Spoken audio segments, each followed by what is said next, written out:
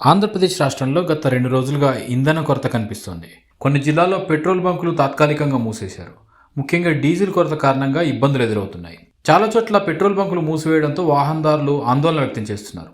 రబీ వరి కోతల సమయం కావడంతో డీజిల్ దొరక్క వరి కోత యంత్రాలకు ఆటంకం కలిగింది. ఆక్వా రైతులు కూడా ఇబ్బంది పడుతున్నారు. డీజిల్ అందుబాటులో లేక బంకుల్లో వాహనదారులు బారులు తీరి కనిపిస్తున్నారు. మచిలీపట్నం లాంటి పట్టణాల్లో పరిమితి మేరకే పెట్రోల్ డీజిల్ ఇస్తున్నారు.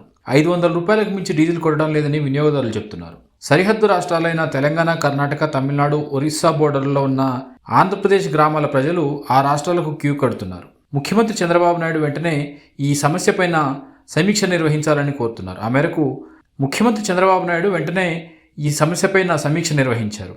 ఎక్కడా బ్లాక్ మార్కెట్ జరగకుండా చూడాలని అధికారులను ఆదేశించారు. సప్లై చైన్ మానిటరింగ్ నిరంతరం కొనసాగాలని సూచించారు.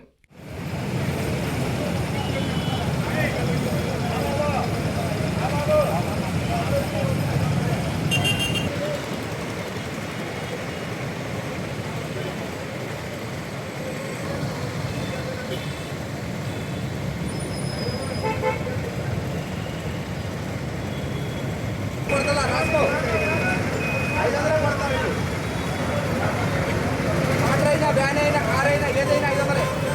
పెట్రోల్ ఎంత కావాలో అంత ఇస్తా అన్నారు. డీజిల్ మాత్రం 500.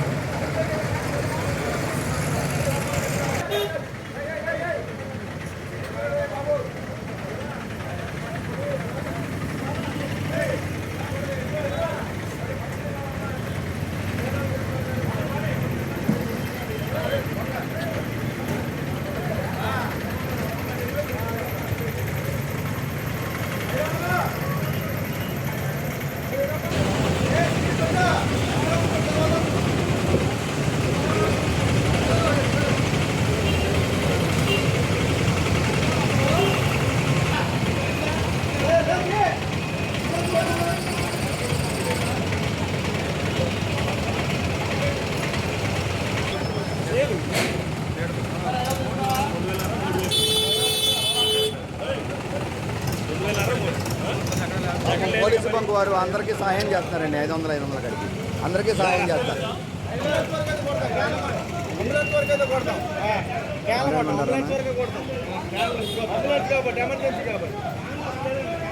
అంబులెన్స్ లో తీసుకుంటూ కూడా